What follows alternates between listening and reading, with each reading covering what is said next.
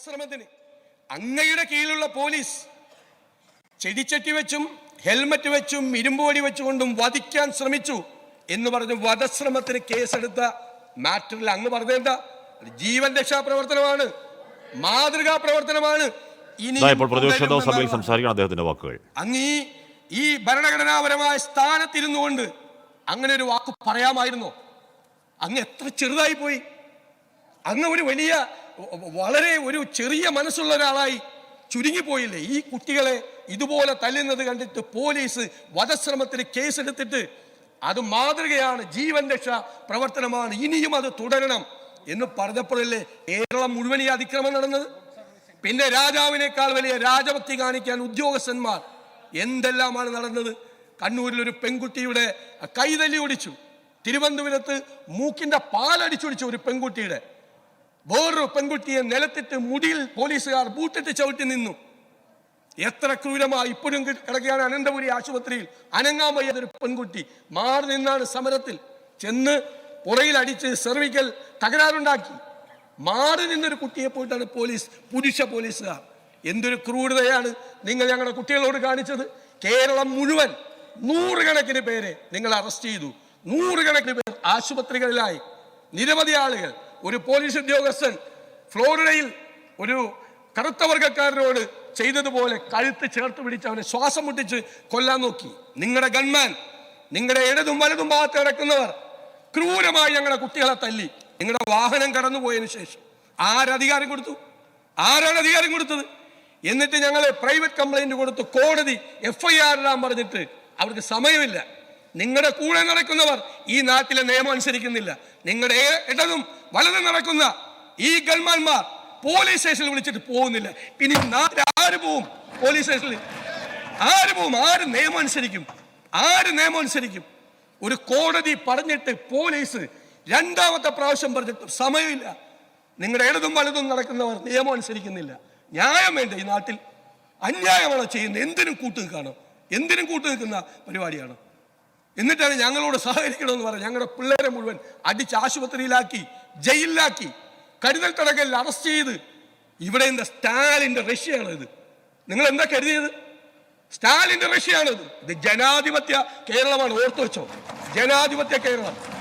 ഓർത്തു വെച്ചോ, ഓർത്തു വെച്ചോ, ഒരു സംശയം വേണ്ട. ഇത് സ്റ്റാലിന്റെ റഷ്യ അല്ല. അവിടെയൊക്കെ നടന്നു കാണും പ്രതിപക്ഷത്തെ അടിച്ചമർത്താൻ, ജനാധിപത്യത്തെ അടിച്ചമർത്താനുള്ള ശ്രമങ്ങൾ നടന്നു കാണും. അതൊന്നും ഇവിടെ നോക്കില്ല. ഇവിടെ കാർഷിക മേഖല മുഴുവൻ തകർന്നു. ഇപ്പോ റബ്ബറിന്റെ കാര്യം പറഞ്ഞു, നെല്ല് സംഭരിച്ചതിന്റെ പണം കൊടുക്കുന്നില്ല. നാളികേര സംഭരണം, തമിഴ്നാട് 70,000 ടൺ നാളികേര സംഭരിച്ചു. കേരളം സംഭരിച്ചത് 800 ടൺ. അവർക്ക് 50,000 കേന്ദ്ര അനുമതി കൊടുത്ത് 50,000 സംഭരിച്ച് രണ്ടാമത് 34,000 ടണ്ണിന് അവർ അനുമതി വാങ്ങിച്ചു. ഇവിടെ സംഭരിച്ചത് 800 ടൺ. 50,000 അവസരം കിട്ടിയിട്ട് നാളികേരം എല്ലാം അടയ്ക്ക, സ്പൈസസ്, കാർഷിക മേഖല അതിൻ്റെ എക്കാലത്തെയും വലിയ പ്രതിസന്ധി നേരിടുകയാണ്. നിങ്ങൾക്ക് എന്താ നിങ്ങളുടെ സമീപനം? എന്താ നിങ്ങളുടെ സമീപനം? നിങ്ങൾ അത് അഡ്രസ് ചെയ്യാൻ എന്താ ചെയ്യുന്നത്? കാർഷിക മേഖലയിൽ ഇപ്പൊ പറഞ്ഞല്ലോ, ഹ്യൂമൻ ആനിമൽ കോൺഫ്ലിക്റ്റ് ഉണ്ടാകുന്ന സ്ഥലങ്ങളിൽ ഗൗരവത്തോടു കൂടി പറഞ്ഞപ്പോൾ ചാർജുള്ള മന്ത്രി ലജ്ജിക്കണമെന്ന്, ലജ്ജിക്കണം, MLA ലജ്ജിക്കണം. തിരിഞ്ഞു നോക്കിയിട്ട് ആ വയനാട്ടിലേക്ക് ചാർജുള്ള ആള് തിരിഞ്ഞ് 5 കടുവയാണ് ഇറങ്ങിയിരിക്കുന്നത് ഈ IC ബാലകൃഷ്ണന്റെ മണ്ഡലത്തിൽ. 5 എണ്ണം, 5 കടുവ. ആ വീട്ടിൽ പോയില്ല. ചാർജുള്ള മന്ത്രി, വനം മന്ത്രി കൂടിയാണ്, ജില്ലയുടെ ചാർജുള്ള ആൾ കൂടി. ആർക്ക് ഉത്തരവാദിത്വം? ആരെവിടെ പോകുന്നത്? സാമ്പത്തിക രംഗത്തെ കുറിച്ച് ഞാൻ ആവർത്തിക്കുന്നില്ല, ഇന്നലെ പറഞ്ഞല്ലോ, ഇനി അതിൽ കൂടുതൽ ഒന്നും പറയാനില്ല. ഉന്നത വിദ്യാഭ്യാസ മേഖല, 9 യൂണിവേഴ്സിറ്റികളിൽ വൈസ് ചാൻസലർമാരില്ല, ഇൻചാർജ് ഭരണമാണ്. ഇപ്പൊ 2-3 കൂടി പോകുന്ന പറയണം ഉടനെ. 66 ഗവൺമെന്റ് കോളേജുകളിൽ പ്രിൻസിപ്പൽമാരില്ലായിരുന്നു. കുറേ നാള്, ഒരുപാട് നാള്. വ്യാജ ഡിഗ്രി കേസുകൾ വ്യാപകമായി പെരുകുന്നു. ഞാൻ അത്ഭുതപ്പെട്ടു പോയി. പുതിയ ആർച്ച് ബിഷപ്പ് എറണാകുളത്തെ റാഫേൽ തട്ടിലിന് സ്വീകരണം കൊടുക്കാൻ ഇവിടെ ഒരു യോഗം നടന്നപ്പോൾ അധ്യക്ഷത വഹിച്ച ചങ്ങനാശ്ശേരി പിതാവ് പറഞ്ഞു, ആ പെരുന്തോട്ടം പിതാവ് പറഞ്ഞു, ബ്രെയിൻ ഡ്രെയിൻ നടക്കുന്നു, ആളുകൾ പോകുന്നു, ഞങ്ങൾ വലിയ ഉത്കണ്ഠയിലാണ്, സർക്കാർ കൂടി ശ്രദ്ധിക്കണം. മുഖ്യമന്ത്രി അസ്വസ്ഥനായി. മുഖ്യമന്ത്രി അങ്ങനെയൊന്നും ഒരു പ്രശ്നമില്ലെന്ന് പറയും. അതൊക്കെ കുട്ടികൾ ഇഷ്ടമുള്ള സ്ഥലത്തേക്ക് വിദ്യാഭ്യാസം നടത്താൻ പോകുന്ന ഒരു പുതിയ കാലത്താണെന്ന് പറഞ്ഞു. ഞാൻ അത്ഭുതപ്പെട്ടു. ഇത്ര ലാഘവത്വത്തോടു കൂടിയാണോ ഗൗരവതരമായൊരു വിഷയത്തെ കേരളത്തിലെ മുഖ്യമന്ത്രി കാണുന്നത്? മന്ത്രിയും പറഞ്ഞു അതിൻ്റെ പിറ്റേ ദിവസം, ഞാൻ കേട്ടു, ഉന്നത വിദ്യാഭ്യാസ മന്ത്രിയും പറഞ്ഞു ഇതൊരു താൽക്കാലികമായ പ്രതിഭാസമാണ് എന്ന് അങ്ങ് പറഞ്ഞു. അല്ല, ഞാനൊന്ന് ഒക്കെ നിങ്ങൾക്ക് പറയാനുള്ള അവകാശമുണ്ട്, അതിനൊന്നും ഞാൻ ചോദ്യം ചെയ്യുന്നില്ല. പക്ഷേ എന്ന കേരള യൂണിവേഴ്സിറ്റിക്ക് നാക്കിൻ്റെ അക്രഡിറ്റേഷൻ ഉണ്ട്. അതുകൊണ്ട് ഇവിടുത്തെ ഉന്നത വിദ്യാഭ്യാസ രംഗം ഗംഭീരമാണ്, ഒരു കുഴപ്പമില്ല. ആണോ? എന്തുകൊണ്ടാണ് ഈ കുട്ടികൾ ഇങ്ങനെ പോകുന്നത്? ഇത് സാമ്പത്തികമായും സാമൂഹ്യമായും വിദ്യാഭ്യാസപരമായും ഇതിൻ്റെ ഇമ്പാക്റ്റ് എന്താണ്? ഇതിൻ്റെ ഇമ്പാക്റ്റ് നമ്മൾ സ്റ്റഡി ചെയ്യണ്ടേ? കുട്ടികളിങ്ങനെ പോകുമ്പോൾ നമുക്ക് പേടിയാവുകയാണ്. കുട്ടികൾ പോവാണ്, ധാരാളമായി പോവാം. നിങ്ങൾ മറ്റ് സ്റ്റേറ്റിൽ UP-യിൽ പോകണ്ട, അവിടെ പോകുന്നു. നമ്മുടെ നാട്ടിൽ പെട്ടെന്നൊരു ട്രെൻഡ് വരികയാണ്.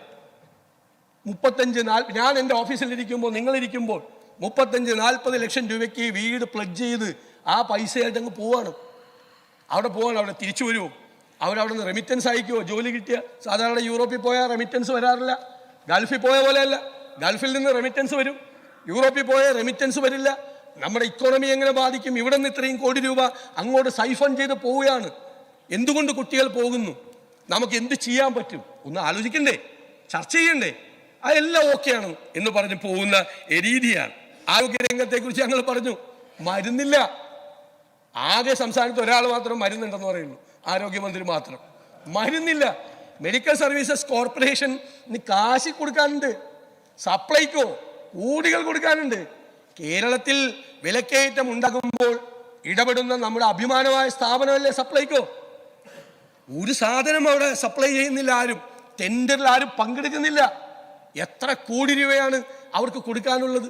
ആ സ്ഥാപനം ഈ KSRTC പോലെ ആ സ്ഥാപനമാക്കുമോ നിങ്ങൾ? പരിതാപകരമായ സ്ഥിതിയിലേക്ക് പോവാണ്. വൈദ്യുതി ബോർഡ് ഞങ്ങളുടെ ഗവൺമെന്റ് ഇറങ്ങുമ്പോൾ ലാഭത്തിലാക്കിയായിരുന്നു ഉമ്മൻചാണ്ടി സർക്കാർ. 20 പൈസ കുറച്ചു കൊടുത്തു യൂണിറ്റിന്. അതുവരെ ഉണ്ടായിരുന്ന കടത്തിന്റെ തോത് കുറച്ചു. 1957 മുതൽ 2016 വരെ വൈദ്യുതി ബോർഡിന്റെ കടം 1083 കോടിയായിരുന്നു. ഈ 7 കൊല്ലം കൊണ്ട് കടം എത്രയായി? 40,000 കോടിയായി, ഇല്ലേ? 40,000 കോടി 7 കൊല്ലം കൊണ്ട്. മന്ത്രി പറഞ്ഞു എല്ലാ വർഷവും വൈദ്യുതി ചാർജ് കൂട്ടേണ്ടി വരും. എല്ലാ വർഷവും എല്ലാ മാസവും കൂട്ടിയാലും വൈദ്യുതി ബോർഡ് നിൽക്കില്ല. കെട്ടിട നിർമ്മാണ തൊഴിലാളി ക്ഷേമനിധി ബോർഡ് ഓൾമോസ്റ്റ് പൂട്ടലിന്റെ വക്കിലാണ്, കൂട്ടി. എത്ര ക്ഷേമനിധി ബോർഡിനെ ഇനി ഈ വർഷം ഇത് ബാധിക്കാൻ പോകുന്നു? എത്ര സ്ഥാപനങ്ങളാണ്? എന്തൊരു തകർച്ചയാണ് ഓരോ സ്ഥാപനങ്ങളിലും വിവിധ വകുപ്പുകളിലുള്ളത്. എല്ലാം പരിശോധിച്ച് കഴിഞ്ഞാൽ നമുക്കറിയാം. മത്സ്യത്തൊഴിലാളി മേഖല, ഇവിടെ ശ്രീ കടകംപള്ളി സുരേന്ദ്രൻ സംസാരിച്ചപ്പോൾ പറഞ്ഞു, തീവ്രവാദികളായ ആളുകൾ വിഴിഞ്ഞം തുറമുഖത്തെ തകർക്കാൻ വേണ്ടി പോയപ്പോൾ ഞങ്ങൾ അവിടെ പോയെന്ന്. അവരവിടെ സമരം ചെയ്തത് ആ പാവപ്പെട്ട മത്സ്യത്തൊഴിലാളികൾക്ക് പുനരധിവാസത്തിന് വേണ്ടിയിട്ടായിരുന്നു. പുനരധിവാസം. അവരെ നിങ്ങൾ തീവ്രവാദികളായി ചിത്രീകരിക്കുന്നു. അവർ പാവങ്ങളാണ്. സമയം കൂടി. അവർ പാവങ്ങളായിരുന്നു. അവരെ നിങ്ങൾ തീവ്രവാദികളായി ചിത്രീകരിക്കുന്നത്. ഞങ്ങൾ അവിടെ പോയി പുനരധിവാസത്തിന് വേണ്ടി കാറ്റെടുത്തു പോയ, കടലെടുത്തു പോയ, തീരശോഷണം കൊണ്ട് സിമന്റ് ഗോഡൌണിലാക്കപ്പെട്ട പാവങ്ങൾക്ക് പുനരധിവാസത്തിന് വേണ്ടിയിട്ടാണ്. അവരെയൊന്നും തീവ്രവാദികളാക്കി നിങ്ങൾ ചെയ്തത്. മത്സ്യത്തൊഴിലാളി മേഖലയിൽ ഗൗരവതരമായ പ്രശ്നങ്ങളുണ്ട്. മണ്ണെണ്ണയുടെ വില, അതുപോലെ മത്സ്യത്തിന്റെ ലഭ്യത കുറവ്, തീരപ്രദേശങ്ങളിൽ വറുതിയും പട്ടിണിയുമാണ്. നിരവധി പ്രശ്നങ്ങളുണ്ട്. നിങ്ങളിതൊന്നും കാണാതെ പോകരുത് എന്നാണ്. പട്ടികജാതി പട്ടികവർഗക്കാരുടെ ഇടയിൽ അവർക്ക് ആനുകൂല്യങ്ങൾ കൊടുക്കേണ്ട ബന്ധപ്പെട്ടുള്ള വിഷയങ്ങൾ, നിരവധി പ്രശ്നങ്ങൾ. എല്ലാ സ്ഥലത്തും ഒരു ഇൻസെക്യൂരിറ്റി ഉണ്ട്, ഒരു അരക്ഷിതത്വമുണ്ട്. അതാണ് ഈ ഭരണത്തിന്റെ മുഴുവൻ കാര്യം. നിങ്ങളിത് നിങ്ങളുടെ ചുറ്റും നിന്ന് നിങ്ങൾ മുഖ്യമന്ത്രിയോട് നിങ്ങൾ സൂര്യനാണ്, ചന്ദ്രനാണ്, ദൈവത്തിന്റെ വരദാനമാണ്, കഴുകനാണ്, മരമാണ്, കുന്തമാണ്, കുടച്ചക്രമാണ് എന്നൊക്കെ പറയുമ്പോൾ അത് കേട്ട് ഇതാണ് യാഥാർത്ഥ്യം എന്ന് വിസ്മരിക്കരുത്. അത് എല്ലാ കാലത്തും എല്ലാ രാജകൊട്ടാരങ്ങളിലും വിദൂഷകന്മാർ തകർത്താടിയിട്ടുണ്ട്. എല്ലാ കാലത്തും വിദൂഷകന്മാരുണ്ടായിട്ടുണ്ട്, എല്ലാ രാജകൊട്ടാരങ്ങളിലും. അപ്പൊ രാജകൊട്ടാരങ്ങളിലെ വിദൂഷകന്മാരെ തിരിച്ചറിയാനുള്ള കഴിവാണ് ഭരണാധികാരികൾക്ക് വേണ്ടത് എന്ന് ഞാൻ വിനയപൂർവ്വം ഓർമ്മിപ്പിക്കുന്നു. സർ, എനിക്കൊരു സമയം ഇവിടെ ഒരു അഴിമതി ആരോപണം ഉന്നയിച്ചു, എഴുതി തന്നിട്ട് ഇവിടെ കേട്ടു. അതായത് കേരയിൽ വന്നിരുന്നെങ്കിൽ,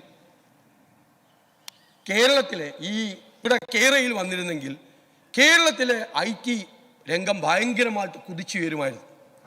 അതോടുകൂടി ഹൈദരാബാദിലെയും ബാംഗ്ലൂരിലെയും IT ബിസിനസ് മുഴുവൻ തകർന്ന് തരിപ്പണമായി പോകുമായിരുന്നു. കേരളത്തിൽ നിന്ന് ഒരാളെ പോലെ അവർക്ക് ജോലിക്ക് കിട്ടൂലായിരുന്നു. 25 ലക്ഷം പേര് കേരളത്തിൽ തന്നെ ജോലി ചെയ്താണ്. ഇതെല്ലാം മനസ്സിലാക്കിയ IT കമ്പനിക്കാർ ഇങ്ങനെ പ്ലാൻ ചെയ്തു. ഇത് അപകടമാണല്ലോ. കുറച്ച് വർഷങ്ങൾക്ക് ശേഷം 2045 50 പറഞ്ഞ് 50 ആകുമ്പോഴേക്കും നമ്മുടെ കമ്പനിയൊക്കെ പൂട്ടിപ്പോവല്ലോ. അങ്ങനെ അവർ പ്രതിപക്ഷ നേതാവിനെ പിടിച്ചു. പ്രതിപക്ഷ നേതാവിന് 150 കോടി രൂപ കൊടുത്തു. അത് എന്താണ് ഫ്രീസ് ചെയ്ത ഒരു മത്സ്യ ലോറി ചാവക്കാട് എത്തിച്ചു. അവിടെ നിന്ന് ആംബുലൻസിൽ കൊണ്ടുപോയി. പിന്നെ വീണ്ടും തിരിച്ച് ബാംഗ്ലൂരിൽ ഡെപ്പോസിറ്റ് ചെയ്യുന്നവർ അത് ഏത് വഴിക്കാ പോയെന്ന് പറഞ്ഞില്ല. വീണ്ടും തിരിച്ച് ചാവക്കാട് കൊണ്ടുവന്നിട്ട് ആംബുലൻസിൽ കൊണ്ടുവന്ന സാധനം വീണ്ടും ഞാൻ ബാംഗ്ലൂരിൽ കൊണ്ടുപോയി ഡെപ്പോസിറ്റ് ചെയ്ത് ഞാൻ മാസം 3 പ്രാവശ്യം ബാംഗ്ലൂരിൽ പോകുന്നുണ്ട്. സാർ, ഞാൻ ചിരിക്കണോ അല്ലെ നിങ്ങളെ ഓർത്ത് കരയണോ? നിങ്ങളുടെ ഗതികേട് ഓർത്തിട്ട് കരയണോ? ഞാൻ ഈ പറഞ്ഞ ആളെ കുറിച്ച് ഞാൻ ഒന്നും പറയുന്നില്ല, കാരണം ഞാൻ ഇതിൽ കൂടുതലൊന്നും എക്സ്പെക്ട് ചെയ്യുന്നില്ല. പക്ഷേ അങ്ങ് ഈ സഭാ നേതാവല്ലേ, CPM-ന്റെ പാർട്ടിയുടെ ലീഡറല്ലേ, നിങ്ങൾ ഇത് കണ്ടിട്ട് ഇത് നിയമസഭയിൽ അനുവദിക്കാൻ നിങ്ങൾ അനുവാദം കൊടുത്തതിനെ കുറിച്ചാണ് എനിക്ക് സങ്കടം.